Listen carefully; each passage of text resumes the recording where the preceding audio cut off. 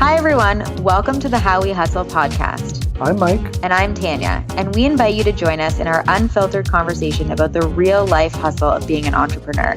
For more information about the podcast, check out howwehustlepodcast.com. Make sure to check us out on Instagram at How We Hustle Podcast. You'll find information on new episodes as well as notable quotes from the episodes we do. So come check us out at How We Hustle Podcast on Instagram. All right, so we were trying to figure out what to record about today, and I was saying wasn't really in the mood for it because kind of been having a lot of anxiety lately, and this anxiety is paralyzing me in some ways. This part of it is entrepreneurial anxiety, and that anxiety is becoming compounded by the rest of my life, people in my life, my girlfriend, and she's has expectations of me, and then it's just kind of this cycle, and this yesterday, I just let the anxiety get the better of me, and obviously I didn't want to come on this podcast and talk about anxiety, but then whatever, why not share myself, right? I think that's something the more, I think everyone goes through this anxiety, especially when you're a solopreneur and really, you only kind of not only have yourself, but really it's you, you're your business. So if you kind of let overwhelm get the best of you, then that is just where it's at. Overwhelm can really be paralyzing. Tanya, you helped me out on Saturday. You helped me for a few hours, which I was so grateful for, and I am so grateful for. You helped me build out my ClickFunnels because you're super good at that. And, that sort of was so helpful, but also a little bit of the source of my anxiety because you just accomplished so much. We were studying together, but you accomplished so much in 4 or 5 hours that we spent together. And then the next day I was kind of looking at it and it was just wow, it's there's so much going on here and it happened so quickly. And now I'm trying to get my head around everything that was accomplished on Saturday. And I'm feeling I don't understand it, or that there's not that I don't understand it, but there's little things I have to fix up, and I'm poking through it, and it's kind of frustrating me because it's, I'm I don't know how to do this, but then it's well, how am I going to make this work if I can't even do this little thing? I don't, do I need to rely on other people for everything? And this is just so it's just, I think it's just some days anxiety, at least for me, I have anxiety sometimes and it just gets the better of me. And all I want to do is hide in my bed and not come out. And that's sort of what I did yesterday. And then today today's Monday, it's a brand new day. And you and I had a podcasting appointment and we got on the phone together, and I'm just I don't even know what we can talk about today because I'm just feeling totally overwhelmed. And yeah, here we are. Yeah, and I feel we can all relate to feeling overwhelmed because overwhelm is definitely paralyzing, and it is all on you. It's all on you to have so many hats, and it's all on you to pretty much know things that you've never needed to know before, and there's nobody there to teach you. And I mean, what we did in 4.5 hours is typically what somebody does over 6 months. So that would definitely be overwhelming. And I mean, I've been doing it for 2 years. So for me, I know where everything is. I know what I like, what looks good to me. And so I kind of have a template in my mind around it. But the way that I learned how to do that was the way that you're kind of about to learn, is by being thrown into it. Somebody else set it up for me, and then I kind of fidgeted with it and learned things as I went. Now, there are also lots of videos that taught me. I speak to customer service all the time with every software that I use, asking them questions, checking out other pages, and finding a way to do things. But it's very much something that happens over time. So when we really make a list or even have a list or see all the things that we need to learn or do or don't know how to do, it's it is overwhelming, especially with all the other things. Like, that's not just the only thing on your plate. I remember like putting my hands up and saying, I can't handle this, because I was quitting my job, launching a program, had a program, working full time, had one-on-one clients. And then I switched from Infusionsoft to ClickFunnels. And I was like, I don't have the mental capacity to do this. And I'm like, I can't even touch that thing, because it makes me feel overwhelmed, and I am paralyzed by overwhelm. So I definitely can relate to that experience. And I think we have to like find ways that work for us to, like, I don't think that we should be in work, motivated mode all the time. I think that there are times where we bloom and blossom and push and launch and do these things and create. And then there are times where we like recover and like download all the information that we've gathered and all the stuff that's happened and let it like sink in for a little while. But yeah, I know you want everything done like yesterday. And of course, like, you want to make money and bills are piling up and these things is piling up and that thing is happening. And it, like, life doesn't stop. Your business doesn't stop because you feel tired or overwhelmed. But I also feel like we put so much on our plate that like not everything needs to be perfect. I am a recovering perfectionist. And anyone who spends even a small amount of time with me, especially on ClickFunnels, knows that about me, because like just the littlest things I'm tweaking. But I know that done is better than perfect. And I truly think about the people. Like, who needs this? And do they really care if this line looks good, or this is this color, or this has this way? Like, I just don't think that that's the thing that they pay attention to. Like, they don't know what it's supposed to look like, Mike.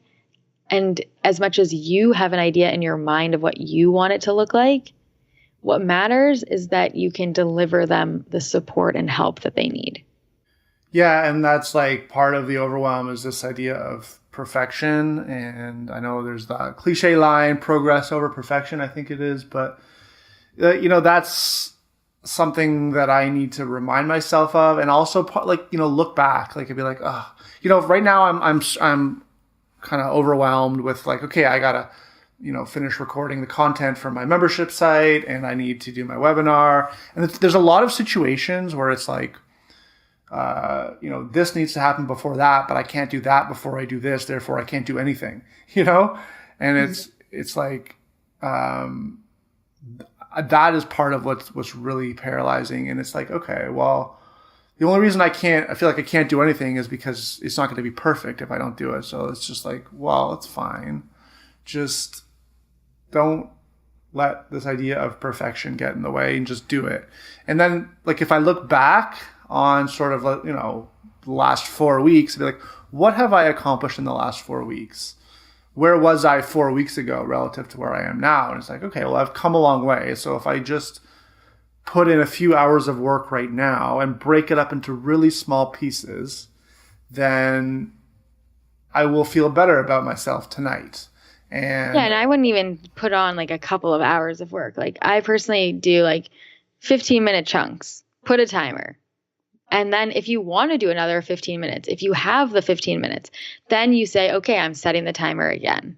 And something I feel is really helpful and has always been helpful for me, like part of overwhelm and like not wanting to get to work, or just like being like overwhelmed by the prospect of getting to work, is like kind of getting set up, So if I like set up my desk, have all my notes out, have my mic ready to go, and then the actual act of sitting down and recording it, or sitting down and building out a page or whatever it is, it's less hard because like you've already set up your like workspace for it, or, so that's just an example. It's like, create the conditions where the overwhelm doesn't have as much power over you.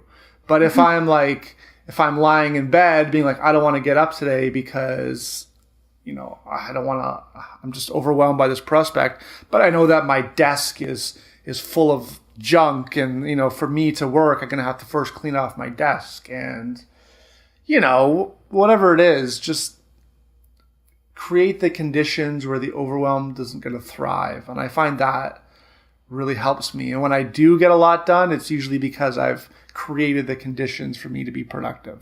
Mm-hmm. Yeah. And I need to get out of my house these days. So it's also like if I go to a place, like I can't just leave there having done nothing.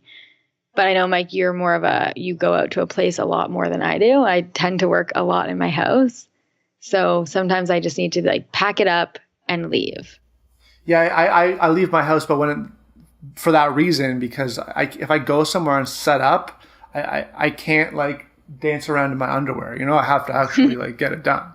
But if I'm at home, I'm like, I should have a shower first. So I'll have a 30-minute shower, or like I'll think of a million things to do that is not productive. It's not going to move the needle. You know what I mean? But there are some things that I have to do at home, like specifically recording things that need like a private space with quiet and good internet, and just like some things that just need to be done at home. And those really are the things that move the needle. Yeah. And I definitely think that there is a struggle with recording because I never feel like you're ready or you really want to do it. That's why I think it just needs to like, I can't do anything until this thing is done, and I can't leave this spot until it's done. And like, again, breaking it up into smaller chunks, there's no way I could record an entire automated webinar if I was recording it by myself all at once, especially, and to expect that I would get through it without making any mistakes. And asking for help, I find is like huge. I asked you for help on Thursday or Friday. Mm-hmm. But what you don't know is that I was I didn't want to ask you for help, even though I knew you'd be the best person to help me. So I went through this like 2-week process of trying to like hire people, and like, and it just became like, so I'm just like, like if I could just get Tanya to help me, it would just be so much easier. And, I was trying to like go on Upwork and hire ClickFunnels people to help me. And they were, taking days to kind of like get back to me. And I was just like, this is like, just really, if I could just ask for help, then, put myself out. It's like putting yourself out there, right? Like that's what it is. It's being willing to ask for help. Maybe it won't happen. Maybe it will, but I guess being open to it, and, you can, if you help others, then, it reciprocates, it's like the universe is kind of like, you kind of stepped up and helped me in a way that maybe, I want to say I wasn't expecting, but I was just like, this really came at the right time. And it's, I'm glad I just went that route as opposed to, the routes that I originally was going for, because I didn't want to ask for help, Yeah, I totally can relate to that because I never want to ask for help. I find that that's probably the majority of my struggle is like knowing I need to ask for help, but struggling to work up the courage to ask for help. Yeah, that's what it takes courage, and then sometimes it's just like, yeah, sure, I'll help you. Like, why did I make such a big deal of this? I know, always. And like, it's like, oh my God, I don't think I could have done that without that help. So why did I wait so long? But I also feel like we're expected every single day to just like know the answer, to just figure it out, to just do it. And I think that there's like a fine line between like making excuses that I don't know how to do something and like spending way too much time trying to learn how to do something that is not a good use of your time. Like there's no way, no matter how much time you spent on ClickFunnels, no matter how many videos you watched, there's no way you could have done it as fast as I did. Like there's just no way, because like you don't know your way around ClickFunnels. Like I use the ClickFunnels every single day for the past 2 years. I just like, I know exactly where everything is, and like you'll get to there, but it would have just taken you so much longer and been like not what you wanted in the end. And so like asking for help got you what you needed and wanted, and will inevitably make it a faster progression. Yeah. And you know what, back to that, like, I just kind of had this thought, this idea of perfection over progress. So I'm part of this like group, this program I'm kind of modeling my model after, and there's other people in the program. And I just sort of assume that everyone else in the program doesn't have the same problems as me, that they're not like, that they can just, whip up a ClickFunnels funnel in like, an hour and it's perfect and whatever. So yesterday in my procrastination, I watched a webinar from someone in that program, and like there was so much quote unquote wrong with it, but like it didn't matter because it still works. You know what I mean? So I just assumed that everyone else is perfect, but then when I started analyzing, I'm like, no, like everyone kind of. Oh, and I still see that to people who have multi-million-dollar businesses. You're like, oof, like everyone is creating and doing things, and like a lot of the time not knowing. I've had so many coaches, Mike, I know I've complained to you about this. I've had so many coaches that are very successful that have no idea how to help someone because they don't, with that stuff, because they don't know how to do it themselves.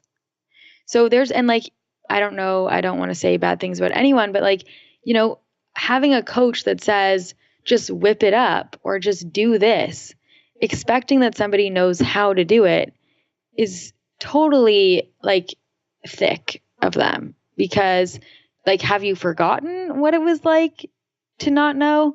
That's kind of why I'm so passionate about like breaking it down into step-by-step, itty-bitty step-by-steps, because, and I'm sure that I go fast when I explain it, but I try my very best to explain each and every step and why I'm doing something, because how else is someone supposed to learn?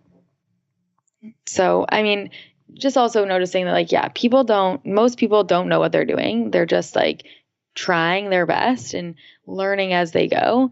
You're not going to know everything right off the bat, but you will learn. All of this stuff is learnable. And to assume that everyone else knows better than you is to not really be in their head, because I guarantee you that every single one of them is feeling, thinking, and experiencing the same things as you are, whether they're there right now or they were there a minute ago or 10 minutes ago or 10 years ago. I think the biggest way to overcome overwhelm is just like 15-minute intervals of progress.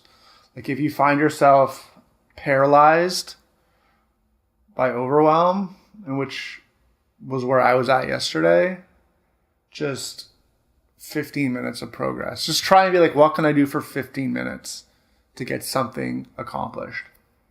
And it really has this effect of creating momentum. And I wasn't really successful in doing that yesterday. I let my anxiety get the better of me, but like today's a new day. It's a new week. 15 minutes of progress compounded can really get a lot done, and, make those big tasks seem smaller. Even if you still struggle with them, if you can get other stuff done, it makes the big picture seem smaller and more doable. And even if you have to ask for help, at least you only have, you've isolated the things around it, and. And because I struggle so much with asking for help, I have had to shift what it means in my mind. And I always think to myself now, I'm not perfect either, so sometimes this still gets the better of me, but the way that I've shifted it now is to remind myself that by asking for help, the person who says, yes, I'd love to help you, you just gave them the gift of feeling helpful.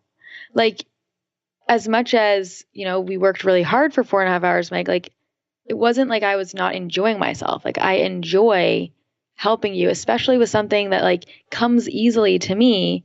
To be able to help someone with something that comes easily to you is a gift of me feeling helpful. Like I did something productive with my Saturday.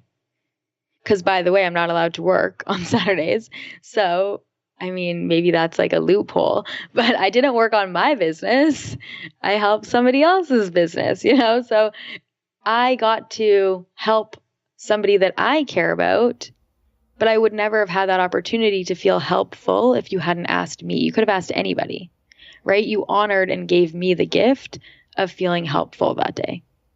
That's a good way to frame it so that, when you are asking other people, obviously there's a reciprocity. You have to, can't just ask people for everything, but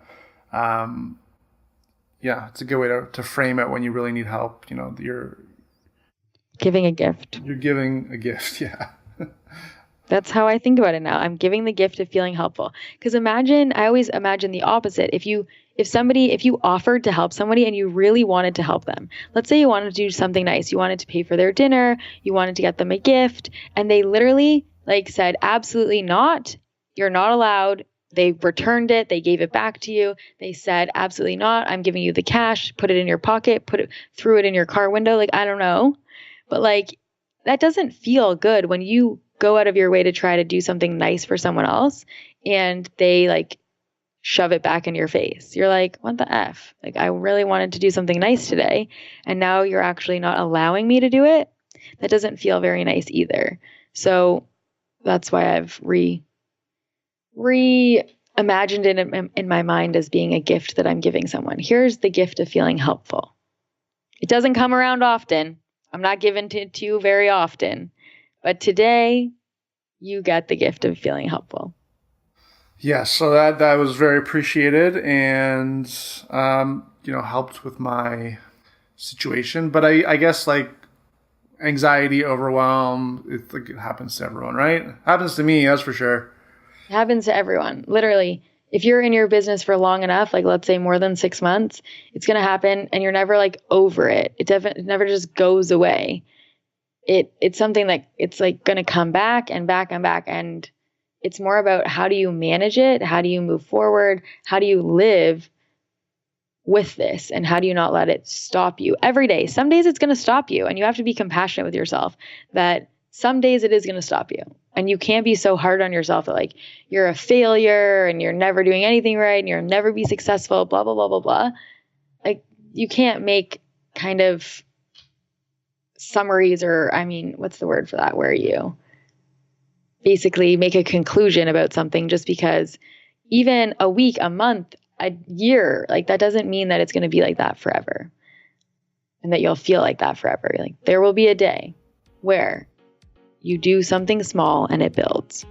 Yeah. And that's kind of back to the point of just small things compound. So if you are feeling overwhelmed, do a small thing, do 15 minutes of work and see where you're at after that. Set a timer.